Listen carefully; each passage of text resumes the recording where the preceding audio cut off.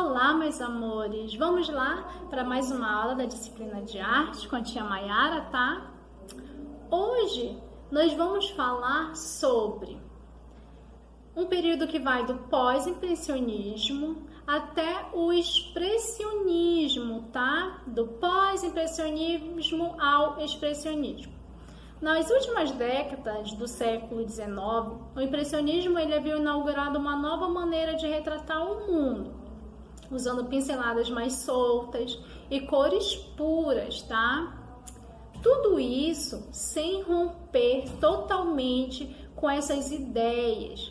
Alguns artistas levaram os conceitos desse movimento estético para outras direções, tá? Por isso, foram chamados de pós-impressionistas, tá ok?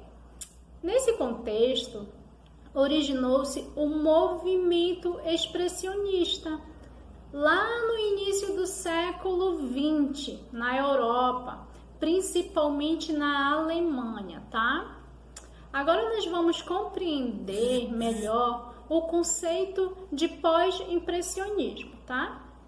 O pós-impressionismo, ele é um termo utilizado para definir obras de artistas que produziram suas pinturas posteriormente ao impressionismo, tá?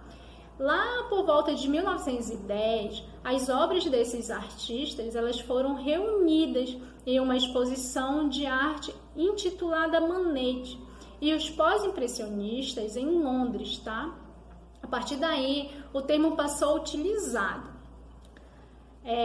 De forma inovadora, os pós-impressionistas eles exploraram os elementos formais das artes visuais.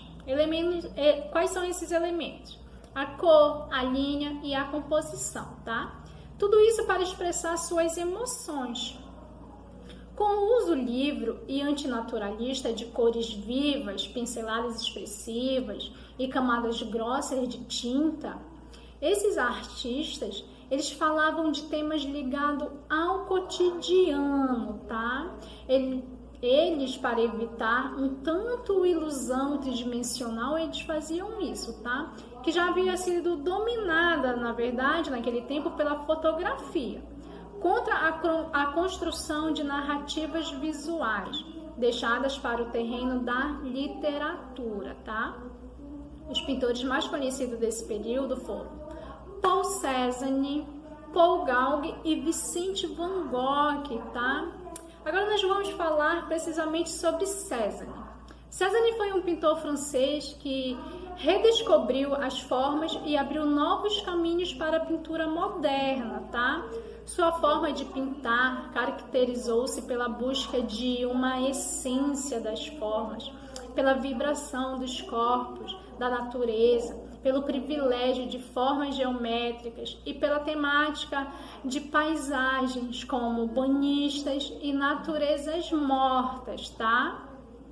A sua técnica acentua a intensidade emotiva das criações, dando origem a um estilo inconfundível desse tempo, tá? Agora nós vamos falar sobre Gauguin. Gauguin foi um pintor francês que iniciou sua carreira tardiamente. As obras do início de sua carreira têm como características o impressionismo, tá? Eram obras impressionistas.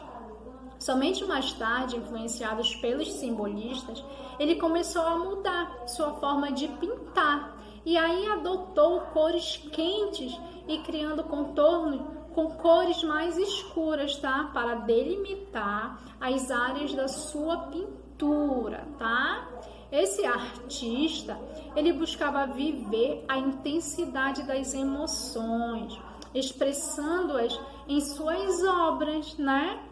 E, de alguma forma, inspirava-se nos cenários paradisíacos e no modo de vida dos nativos para criar pinturas em que aspectos cognitivos e da vida cotidiana compunham, na verdade, a representação simbólica da natureza que ele tentava expressar dentro da sua arte, né? O uso de cores chapadas, a memória, a imaginação e a emoção também eram importantes nesse processo criativo do artista, tá? Vamos lá agora para Van Gogh, tá? A sua carreira foi marcada por crises psiquiátricas, tá? Durou menos de uma década, mas esse período de uma década foi tempo suficiente para esse artista pintar cerca de 900 quadros, entre eles um muito famoso que foi Noite Estrelada, de 1889, uma de suas obras mais famosas.